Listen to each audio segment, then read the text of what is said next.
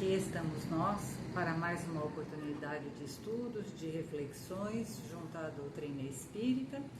Nós, da comunidade espírita Caminheiros do Amor, na rua Arnaldo Magnicaro, 1370, Santo Amaro, São Paulo, nos reunimos durante a semana para fazer os nossos estudos, as nossas reflexões em nossa sede, mas também através dos nossos vídeos que vão semanalmente ao ar nas redes da nossa casa.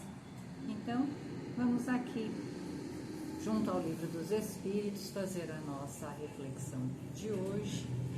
E antes de entrarmos no Livro dos Espíritos, vamos aqui fazer a nossa prece, pedindo aos amigos espirituais que aqui estejam conosco neste momento, serenando o nosso pensamento, tirando de nós todas as preocupações do cotidiano, os pensamentos de tristeza ou de impossibilidades, e vamos assim, nesse momento, entrosando todo o nosso ser com os amigos espirituais que aqui estão, nossos amigos que nos querem bem, que nos dão força, coragem, que nos protegem durante a nossa caminhada e que querem que a gente continue com perseverança, com boa vontade nos nossos estudos, nas nossas reflexões, trazendo uma nova forma de pensar sobre a vida, uma nova forma de agir no nosso cotidiano, uma forma mais benévola, mais fraterna para conosco e para com o nosso semelhante. E assim vamos nos unindo com todos esses irmãos, com muita alegria, e agradecendo ao Mestre Jesus, o nosso querido Mestre, que sem dúvida nenhuma, com a sua paciência infinita, está sempre a cuidar de nós, a nos ajudar, a nos proteger, a nos iluminar, e é graças a Ele que aqui estamos reunidos mais uma vez, para buscar essa luz do entendimento, da renovação espiritual. E agradecemos ao Pai por todas as oportunidades, todas as possibilidades, tudo aquilo que nos é oferecido para a nossa existência, para o nosso aprimoramento espiritual. Nesse momento agradecemos. Pedimos a bênção para todos nós, a bênção do Pai. Que assim seja, graças a Deus, graças a Jesus. E assim, mais calmos e mais serenos, porque é necessário a gente ter sempre esse momento, né? É um momento de assentamento da mente, das emoções, para poder trabalhar com os assuntos referentes ao Espírito e também ao Evangelho. Então, são momentos que exigem de nós maior tranquilidade, mais concentração, para que assim a gente possa visualizar, né? Visualizar, entender, captar todas essas lições importantes. Então, como falávamos, nós estamos aqui com o Livro dos Espíritos. Nós estamos no livro 2º, capítulo 10, Ocupações e Missões dos Espíritos. Então, a gente já viu anteriormente que trabalho é uma das leis universais. E o que não falta para nós, espíritos, estejamos encarnados ou desencarnados, são os trabalhos, são as ocupações, são os deveres. Aliás, é através disso, né, de todas essas oportunidades, é que nós vamos amadurecendo, né, amadurecendo moralmente, amadurecendo também a nossa capacidade de informação, de discernir. Então, é através do trabalho. O trabalho sempre coloca a gente junto com outros irmãos, então também na condição do trabalho nós desenvolvemos capacidades e virtudes que nos ligam ao outro, a fraternidade. Então, esse verbo trabalhar é um verbo sagrado, né, para o universo inteiro. E nós aqui também, encarnados, temos as nossas cotas de responsabilidade, como falamos, né? Deveres, o trabalho profissional, as missões, tudo relativo à nossa evolução espiritual. Então, o pai ou a mãe, eles têm a sua missão, a missão de educar, de cuidar, de amparar, de zelar por aqueles espíritos que o pai nos destina, né, dando a nós a condição de cuidar, de zelar por eles durante todo o processo que estão conosco. O médico tem também a sua missão, embora hoje em dia esteja tudo muito, as visões estão muito materialistas, mas o médico que se liga a uma prece antes de fazer o seu trabalho, aquele que tem um pensamento mais delicado para com o ser humano, esse médico ele está de posse da sua missão, que é de cuidar do outro ser humano, né? De tentar trazer para ele, restaurar a saúde do corpo físico. O professor também, embora hoje em dia também a gente tenha dentro dessa visão materialista, né, muito troca de salários por produção, mas o professor, né, na sua condição de ensinar, ele tem a sua missão importante, de preparar as crianças, os jovens ou até mesmo os adultos para uma profissão, para serem bons cidadãos, oferecer, né, essa capacidade de pensar, de refletir sobre os acontecimentos. Então, missão a gente tem, né? Temos irmãos que reencarnam aqui para conosco, né, no planeta Terra, imbuídos de trabalhos ou missões que muitas vezes levam até a gente a distingui-lo, né, entre os demais, como a irmã Dulce, o Chico Xavier, tantos outros, e outros que ficam no anonimato, que a gente não conhece, mas que são verdadeiros missionários do bem, do amor. Então a gente vê que missão tem para todo lado, até a abelhinha lá produz o mel, mas ela tem uma importante missão. E a gente está vendo isso, né? Com a falta das abelhas, a gente corre o risco de não ter a polinização das plantas. Então, a abelha também carrega, apesar de ser um animalzinho, está lá a sua missão importante. Distinguir missão de dever, né? O dever é com relação a gente e ao próximo mais próximo. A missão tem a ver com um compromisso social, com o bem-estar de muitos. Isso que quer dizer a missão, né? É uma responsabilidade para com um grande grupo de pessoas.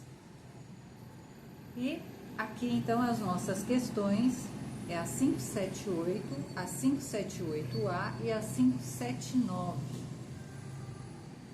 E a gente vai lendo aqui e vai tentando entender. Na verdade, o Kardec ele está ali fazendo um questionamento aos espíritos para ter bastante informação e para ele e para a gente, né? Porque o objetivo era trazer para a humanidade e foi isso que foi feito.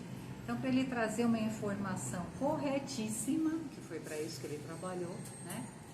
Ele fez um questionamento grande, né, intenso, junto aos amigos do plano espiritual, e o plano espiritual foi respondendo quantas vezes o Kardec perguntou, né?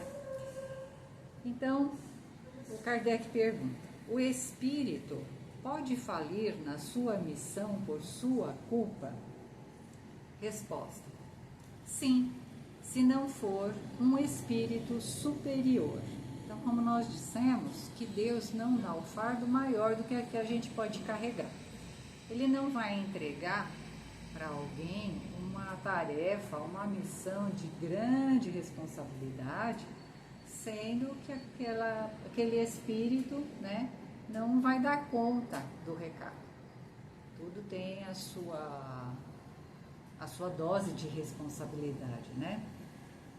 Então, como explica aqui o irmão lá do plano espiritual, se o espírito não for um espírito elevado, ou seja, se ele não passou por todas as etapas do aprendizado, se nele todas as virtudes não foram construídas, né, desenvolvidas, a ponto de lhe dar certeza do cumprimento de qualquer tarefa que o pai lhe dê, ele pode vir a falhar, não é?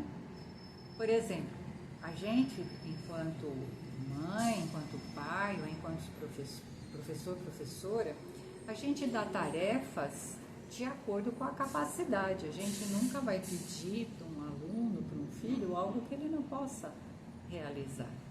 Então, assim, Deus, na sua infinita sabedoria, como dizemos sempre, no seu equilíbrio, na sua harmonia, na sua perfeição, ele jamais entregaria algo, né, de tão grande responsabilidade nas mãos de um espírito que não fosse capaz de realizá-lo.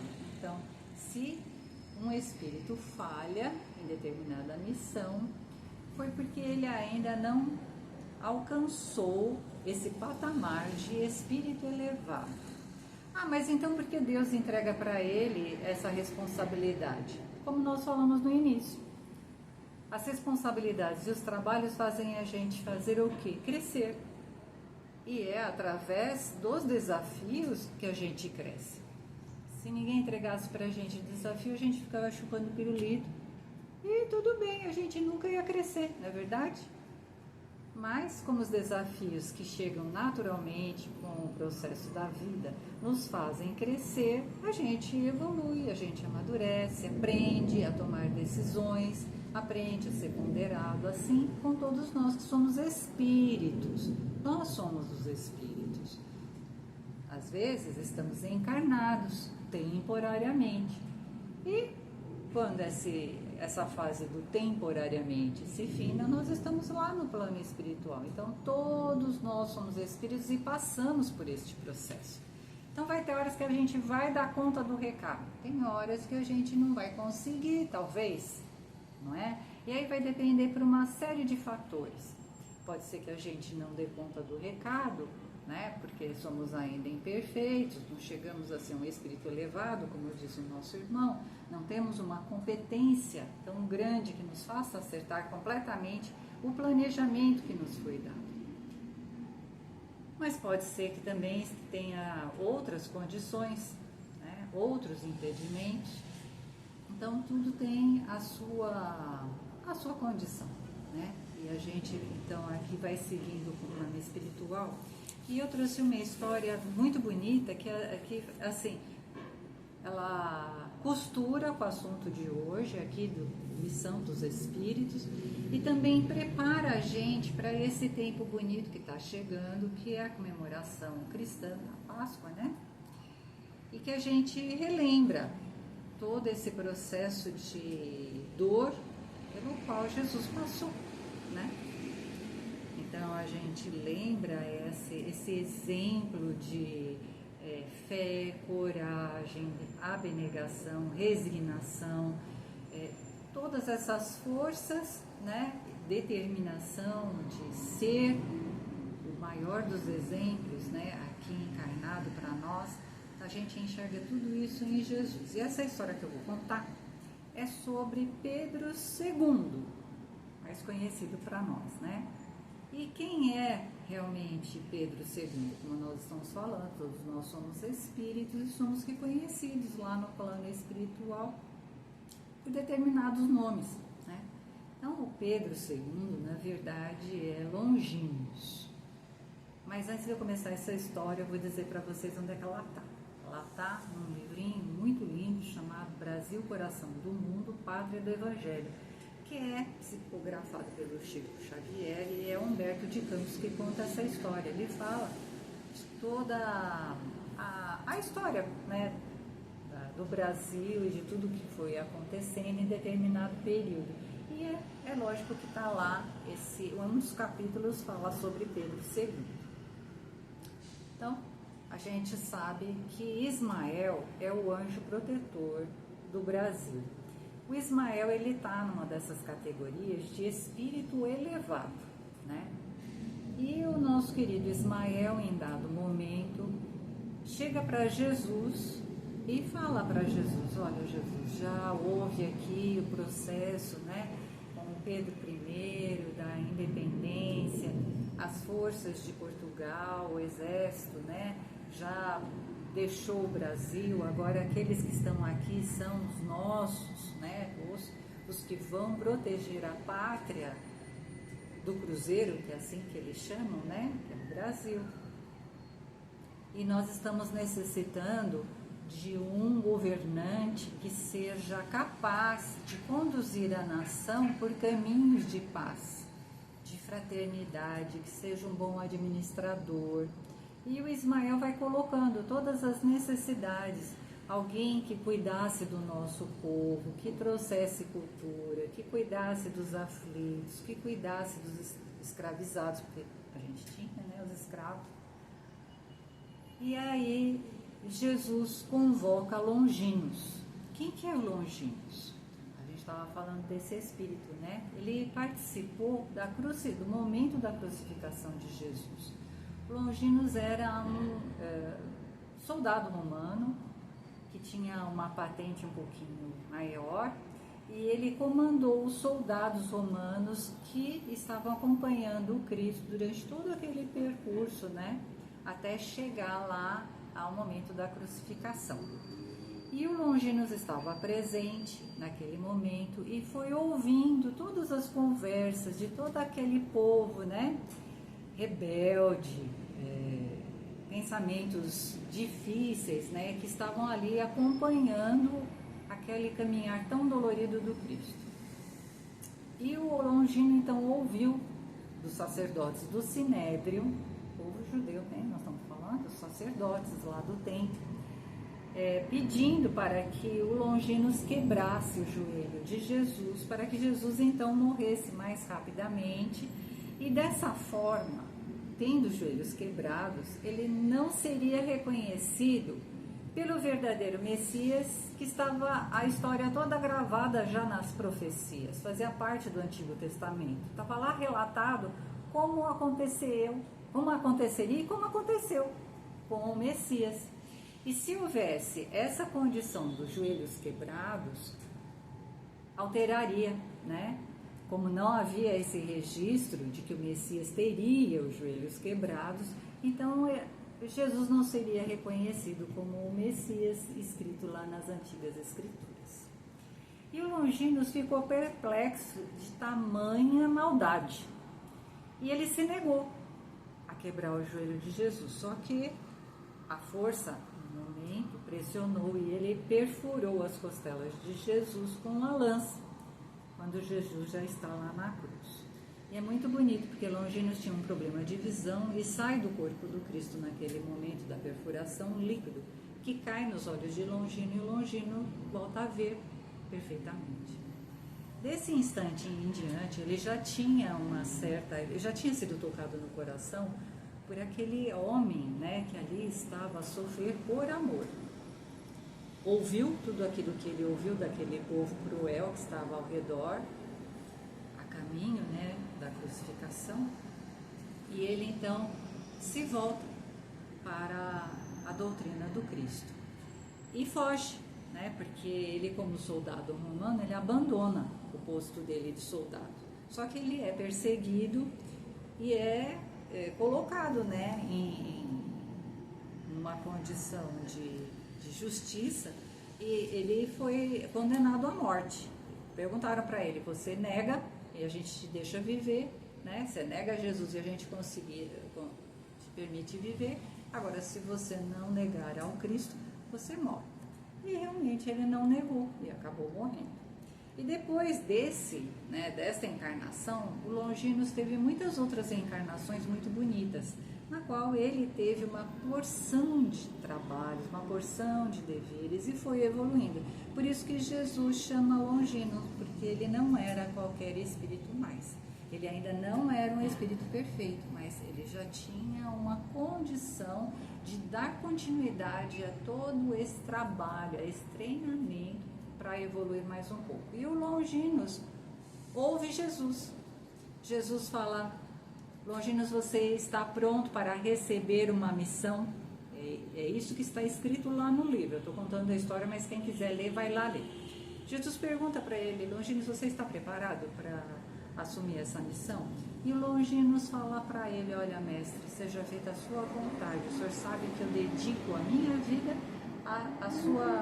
aos seus ensinamentos. E Jesus então dá a ele a condição de reencarnar no Brasil como um imperador, Pedro II. Fala para ele: olha, Pedro, você vai ter que batalhar bastante pela fraternidade, por manter essa nação nos trilhos do amor, da paz, do bom convívio com as nações. Jesus vai dando todas as dicas para Longino e fala para ele: eu vou estar sempre do seu lado.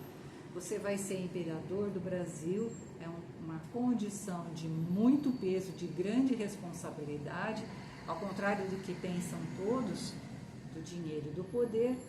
A condição do poder é perigosíssima para todos os espíritos. E o Longinos topa, né? Diz que sim, que ele vai fazer o possível. Jesus fala: vai, porque eu estarei sempre ao seu lado. Todas as situações eu estarei contigo. E o Pedro, então, nasce, né, na família real, e começa todo o seu trabalho. Ele foi realmente um homem que trouxe um período de muita beleza para o Brasil, trouxe para nós muita cultura, trouxe do bom e do melhor. Foi uma pessoa sempre muito pacífica. Porém, chegou um momento em que nós, aqui no Brasil, nós tivemos uma questão lá no sul, né? A guerra do Paraguai, as províncias lá do sul queriam se separar aqui do Brasil. Então foi um momento de grande tensão, onde a política, os políticos que estavam ali ao redor de Pedro II foram orientando Pedro II, e ele saiu um pouco daquilo que ele havia prometido para Jesus, né? Que ele havia prometido manter o Brasil numa condição de um país pacífico, de fraternidade junto aos vizinhos. E nesse encontro que Jesus tem com Longinos, lá, né, conversando com ele, Jesus fala: olha, se você cumprir a missão, você não vai mais precisar reencarnar na Terra, se você cumprir a missão. E com essa questão lá do sul, Pedro se envolveu mesmo em questões bastante difíceis, né? Ele tem até um sonho, ele é levado em sonho para conversar com Jesus. Jesus fala para ele: Pedro, embainha a tua espada, que nem fala lá para Pedro, né? Simão Pedro. Mas aí já era tarde demais, porque já logo em seguida havia sido decretada a Guerra do Paraguai, e foi mesmo um período muito sinistro, né, de muitas mortes, e que, lógico, trouxe uma grande responsabilidade aqui para o Brasil e para Pedro. E aí passa todo esse momento, a gente sabe pela história, né, que ele foi isolado aqui do Brasil, foi mandado lá para a França, morreu lá sozinho, então foi muito triste. Aí passa-se um tempo, quem vai conversar com Pedro II lá no plano espiritual é Humberto de Campos, numa oportunidade que é uma festividade aqui da proclamação da República, e eles se encontram lá no plano espiritual. E aí o Longinos fala para ele: olha, eu tenho muita saudade do Brasil, vibro muito pelo Brasil, para que aconteça sempre o melhor, mas eu tenho aqui o meu cadinho de responsabilidades, e dentro em breve terei que cumprir com o restante da minha missão. Então, para vocês verem, né, que não é fácil. Mesmo para o Longinos, um espírito que já tinha uma condição de bastante preparo, teve todo esse envolvimento com a questão das forças do poder político, da guerra, e acabou então se comprometendo com estas questões. Aí a outra perguntinha: quais são, que o Kardec faz para o plano espiritual, quais são para eles, para esses espíritos que não conseguem cumprir suas missões, as consequências? Resposta do plano espiritual: terá de reiniciar a tarefa, está nisso a sua punição. Depois sofrerá as consequências do mal que tenha causado, né? A cada um segundo as suas responsabilidades, né? Depois a outra perguntinha: pois que o espírito receba a sua missão de Deus, como Deus pode confiar uma missão importante e de interesse geral a um espírito que poderia falir? Então o Kardec está perguntando: mas como assim? Como é que Deus entrega uma missão para um espírito que de repente pode vir a falir. E aí o plano espiritual respondeu: Deus não sabe se o seu general será vitorioso ou vencido? Ele o sabe. Estais certos, e seus planos, quando importantes, não dependem desses que devem abandonar a obra em meio do trabalho. Então, quando Deus sabe da competência, é que Ele entrega as grandiosas missões, né, a determinados espíritos. Toda a questão está para vós no conhecimento do futuro, que Deus possui, mas que não vos é dado conhecer. Então, a gente precisa entender como Deus trabalha nas suas leis, né, e que elas são justas, misericordiosas e sábias. A cada um de nós cabe a sua responsabilidade. Agora, depende de nós fazermos o nosso melhor, né? E isso a cada dia. Nós contamos a história do nosso irmão Longinos, mas e nós, né? Na nossa condição ainda de espíritos pequenos, também temos as nossas responsabilidades que precisamos ter calma e sabedoria para lidar com elas, para poder seguir em frente. Que a paz do Mestre Jesus nos abençoe hoje e sempre, que assim seja.